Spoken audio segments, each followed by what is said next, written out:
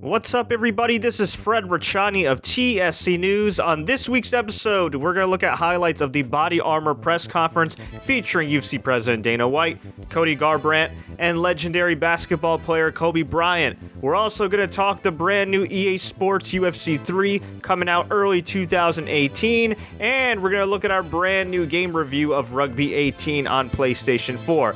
So what are you waiting for? Sit back, relax, and enjoy this new episode of TSC News on MNN. I think, to piggyback off of what Mike said, it's really important to us to help athletes reach their full potential. What can we do to help them perform better when they need to be at their absolute best? And, we're really excited to help them on their journey and to partner with UFC. And it's just the beginning of a great relationship and a great partnership. So we're very, very, very excited to be here.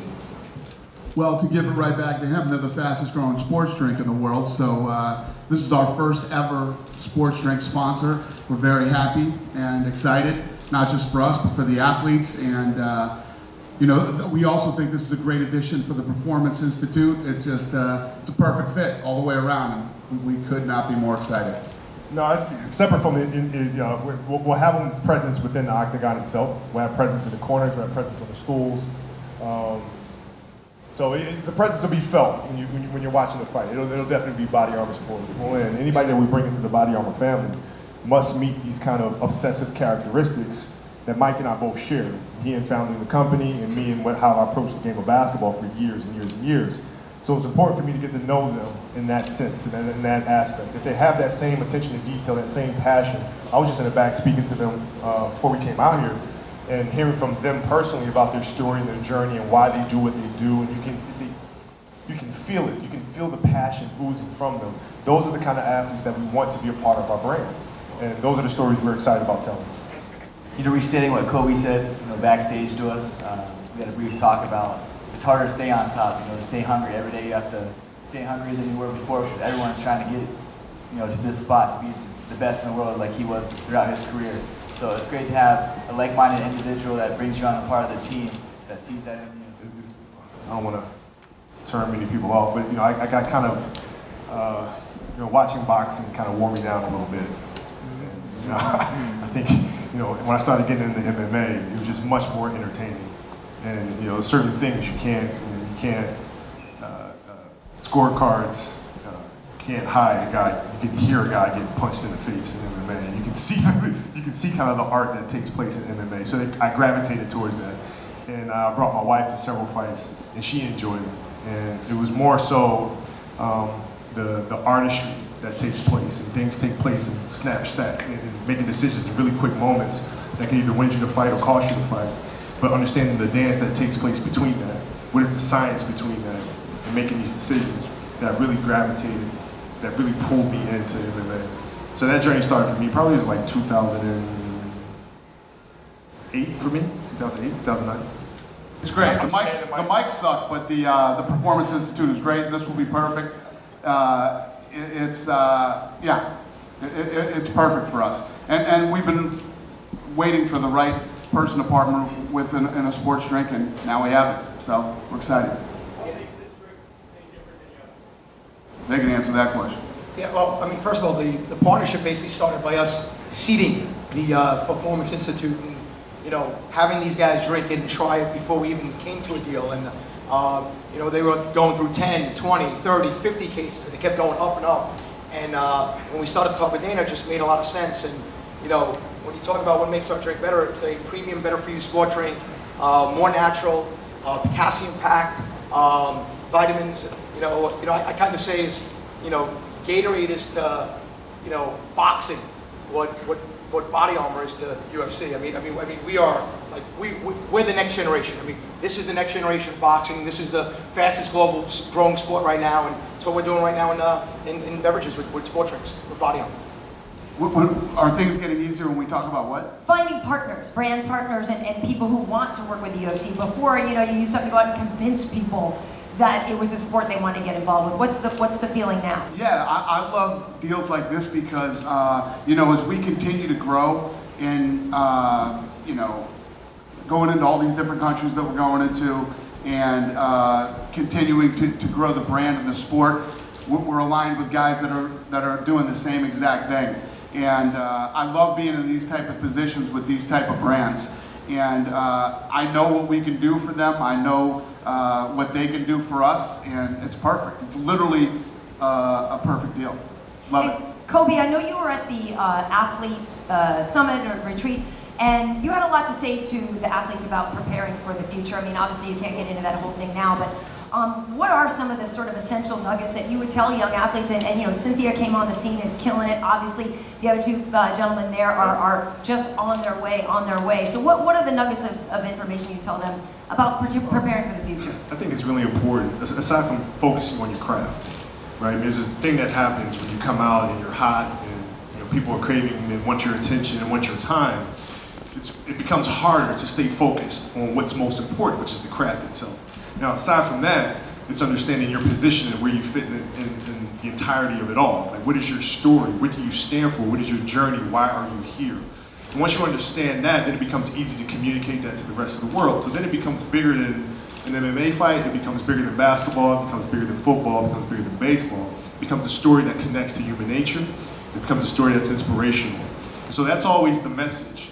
It's figuring out why you're doing what you're doing. First of all, focus on what you're doing. Secondly, focus on understand why you're doing what you're doing, and then in turn communicate that to the masses. And in that way, you can inspire the next generation, be it next fighters, be it basketball players, lawyers, doctors, doesn't matter.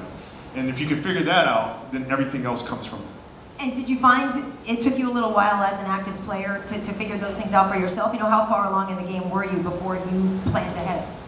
I started thinking about that when I was about 21 years old. I started thinking about what comes next. When you retire, how do you grow, how do you mature, and also how do you understand the market, and how can I help expand or grow the brand that I currently have, right? And the answer that I always found is you have to first look internally and understand who you are as a person and as an athlete, and then you can communicate that. And if you can communicate that in a clear way, then the market tends to understand who you are and what you stand for. But if you don't know what you stand for, why should anybody else? Right? So for these athletes to first start there, focus on what you do, secondly on why you're doing what you're doing, and then the brand follows. We innovate. I think if you look across the industry, the sports drink industry, innovation has been hard to come by. And we come along and challenge an industry that has not been challenged in a very, very long time, so 50 years? 55 years.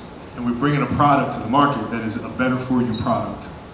And that's why I think you see the numbers doing what they're doing, right? It's the product itself. Speaking of UFC and Body Armor, let's throw it back on Throwback Thursday to our interview with Cody "No Love" Garbrandt, Body Armor athlete and one of the top fighters in the world. Faber has been pumping you up all week. I mean, even when he loses, he's talking about you at the media day, he's talking about you. Do you notice that stuff, and what does that do for your confidence when you hear him doing that?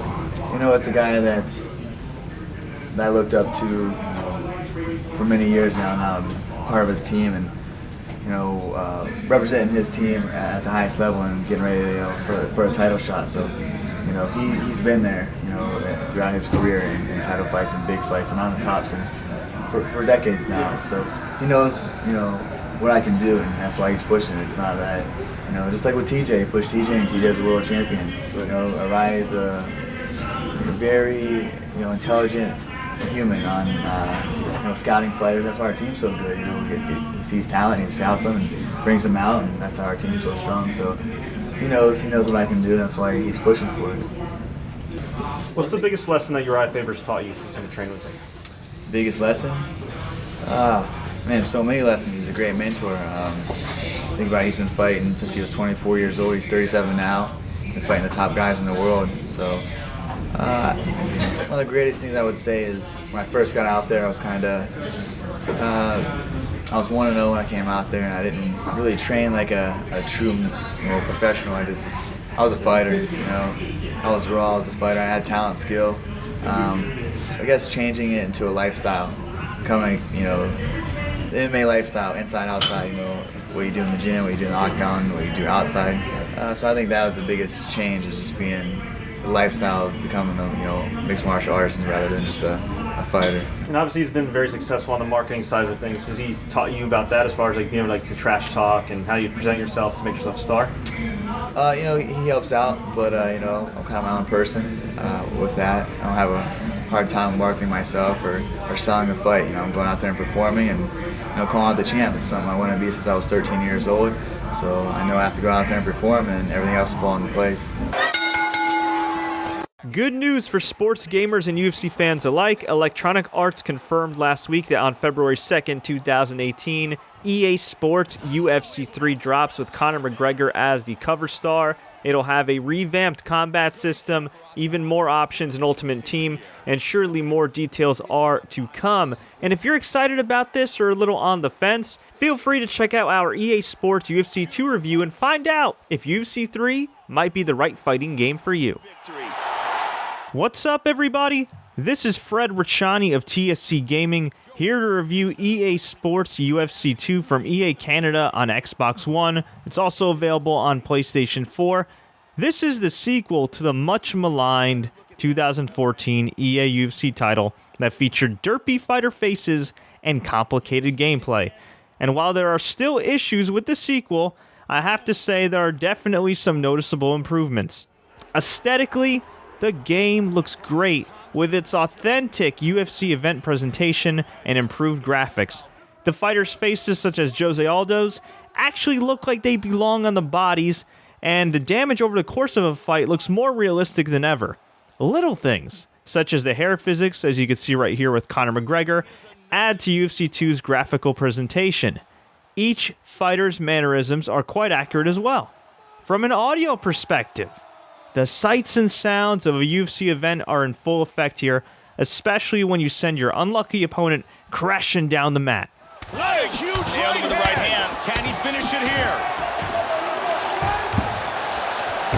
Big right hand. Beautiful right hand. Big ground and pound. Look at this. Unbelievable.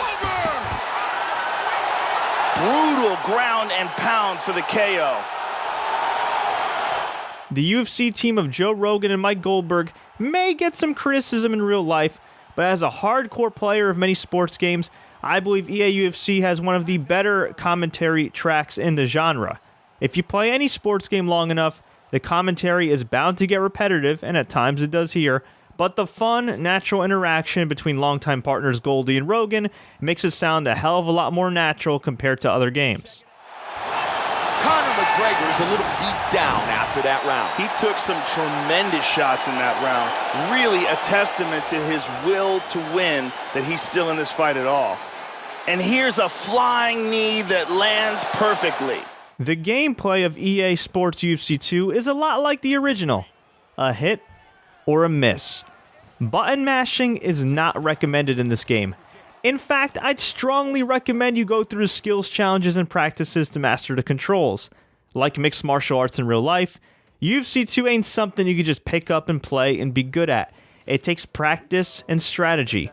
If you throw too many strikes or exert too much energy for a takedown attempt, your stamina goes down, leaving you susceptible to a knockout or a submission. Speaking of takedowns, the ground game can still be a pain. When attempting submissions, I was turned off by the gigantic submission guide that helps you use the analog sticks at the right time to finish the fight. It's helpful, but it is distracting. Sure, I got the hang of it, but every time that thing pops up, it takes me out of the game that's supposed to suspend my disbelief. I don't think this will be a huge issue for MMA fans who understand the sport isn't easy, but I think casual gamers and non-MMA fans might feel a bit overwhelmed by the perhaps overly complicated system. Big straight punch. Oh, he's out cold. Just like that. John Dodson by knockout. In terms of damage, the visual effects are kick-ass, as I mentioned before, but the damage disparity in the actual gameplay is all over the place. For example, I briefly let my guard down as John Jones against Daniel Cormier and paid for it dearly, getting knocked the hell out. Yet in another fight between high-level fighters, I, as McGregor, kicked Jose Aldo's head off multiple times, only for him to somehow, some way, stay standing.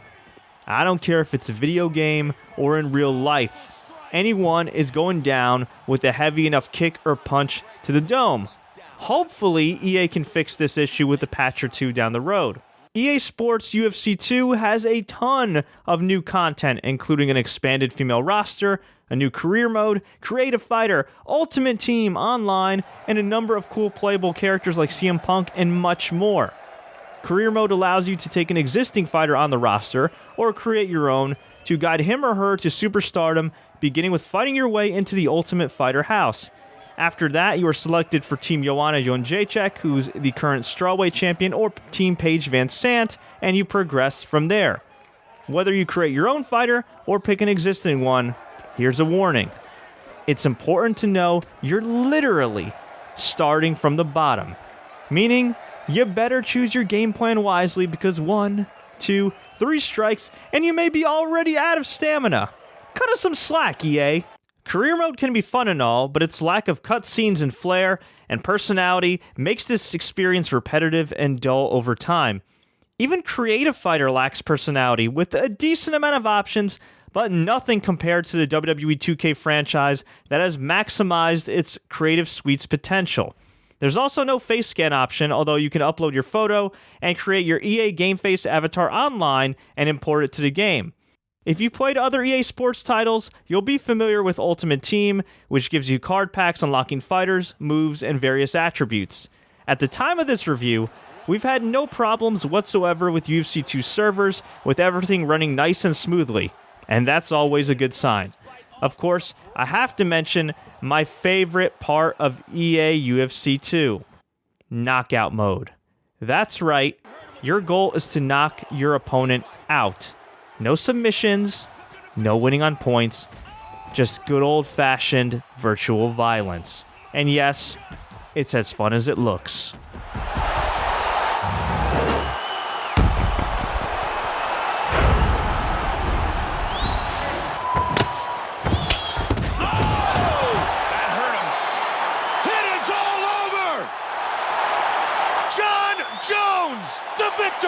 Wow!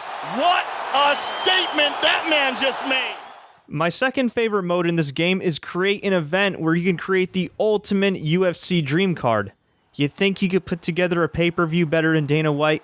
Now's your chance to prove it, and you could even play through it. Hey, if that doesn't sound fun, I don't know what is. So, what's the verdict? Graphics-wise, I give UFC 2 a 9 out of 10. This is not just one of the best looking sports games out there right now, but one of the best looking games out there, period. In terms of content, I gotta give it an 8. Plenty of modes to choose from, lag-free online gameplay so far, and cool character additions like CM Punk, Sakuraba, Basarun, and Mike Tyson, as well as an expanded female roster, will keep things fun for a while, even if Creative Fighter and Career Mode clearly have room for improvement. And the gameplay, I gotta give it a 7. The gameplay challenges gamers and rewards them for mastering it.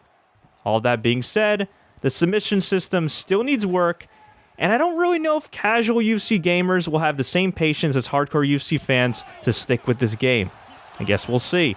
Overall, EA Sports UFC 2 takes a big step in the right direction from its predecessor, but I would love to see EA incorporate more of what makes the UFC fun, the personality.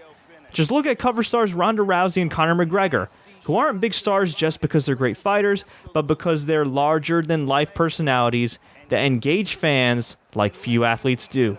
UFC 2 is a good steak, but it just needs a little more sizzle. TSC Gaming gives EA Sports UFC 2 an 8 out of 10. Before we get to our Rugby 18 review to close out the show, here are some games that we're currently playing right now.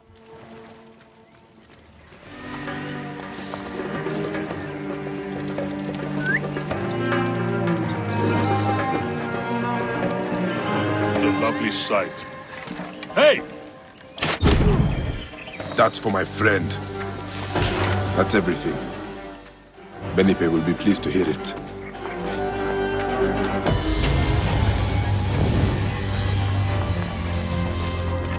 Hey, wait!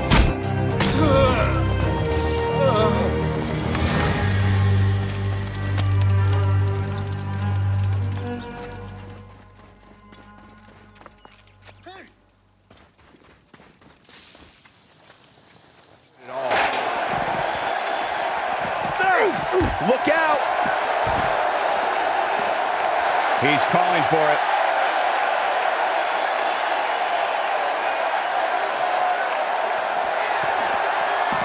What a knee strike from the Kingslayer. Here's his moment, Michael.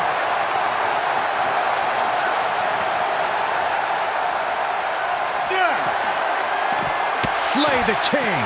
Seth Rollins wins.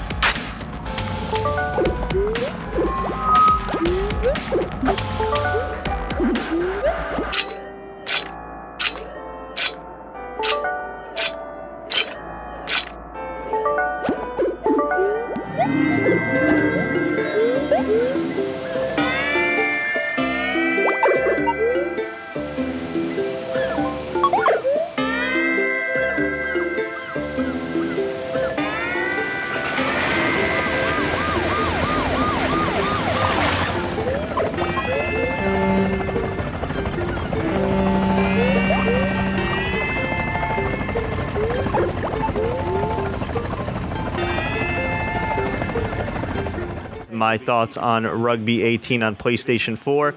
This game is also available on Xbox One and PC. It was developed by Echo Software, distributed by Big Ben Interactive, and I do not have high hopes for this game because it is the sequel to the much maligned Rugby 15 from a few years back that was universally panned. Full disclosure, I never played that game. I've never played a rugby game. I'm not even a rugby fan. So I was excited to get my hands on this game because I wanted to see what the fuss was all about. I've seen video clips of rugby. It looks entertaining. A lot of our subscribers are from Europe and absolutely love rugby. So I was pumped up to actually play a real, authentic rugby game. But unfortunately, that enthusiasm did not last. When I first pulled up the menu screen for Rugby 18, I noticed something straight out of PS2. I thought Pro Evolution Soccer had outdated menus for sports games. Man, oh man, did Rugby 18 outdo itself. Now, as far as content-wise, you have a few different options. You have local play, online play, weekly challenges, My Squad, which is very similar to my team in EA Sports titles or my club in PES, and you have the career mode.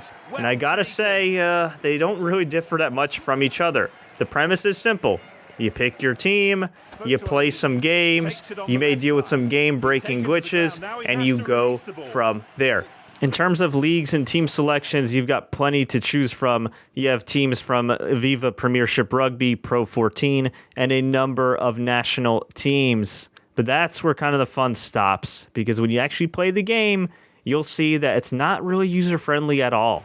If you're somebody that's coming in cold, has never played a rugby video game, or is not familiar with the game of rugby at all, this game does not do a great job of educating you. In fact, I think it does the minimum required to educate you about what's a ruck, what's a try, what's a kick, so on and so forth. They do have some in-game prompts when you're playing this game if you want to set the tutorials option to have it pop up whenever you're playing the game. But the problem with this is it froze my game multiple times to the point where I had to exit, where I had to just simply turn off my freaking PS4 and then turn it back on, which of course is never convenient. And this occurred even after I downloaded the patch at launch, which is very disappointing itself.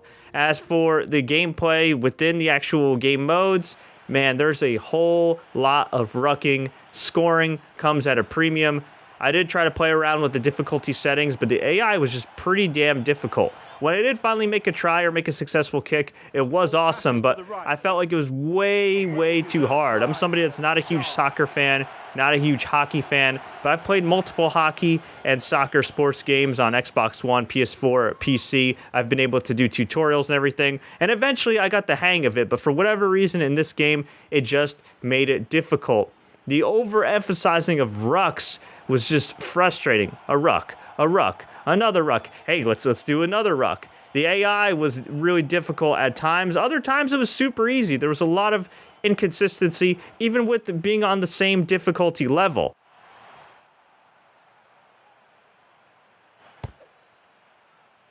And it sails between the posts. And that's the second try in the match for Visser.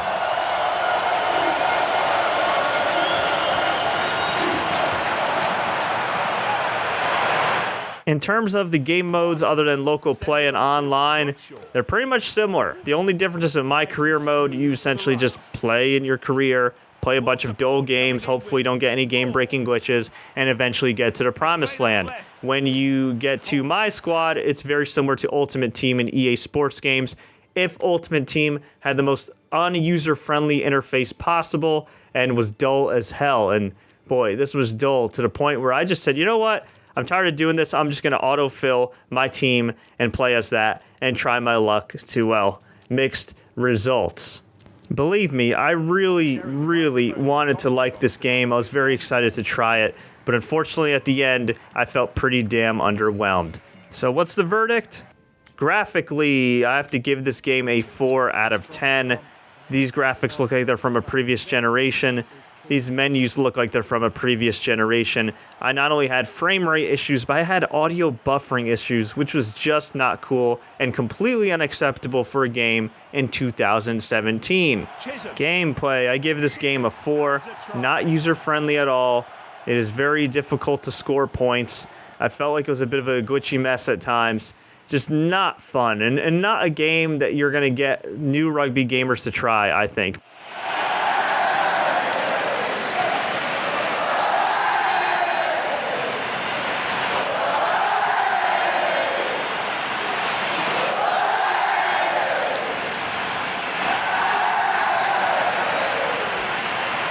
Content, I give this game a 4.5. This is literally the bare minimum a sports game should have in 2017, and it's not all that great. The modes, other than my squad, don't really differ from each other, and the gameplay itself does get repetitive, as I mentioned before, especially with the constant emphasis on rucking. Overall, TSC Gaming gives Rugby 18 on the PlayStation 4 a 4 out of 10. Here's hoping that one day, just one day, rugby fans will get a video game that they truly deserve. For more information on Rugby 18, in-depth game reviews, let's plays, news updates, and everything in between, please subscribe to TSC Gaming. Don't forget to enable notifications. If you enjoyed this review, please click the like button. Please share this with all your friends. And until next time, everybody, as always, enjoy the games.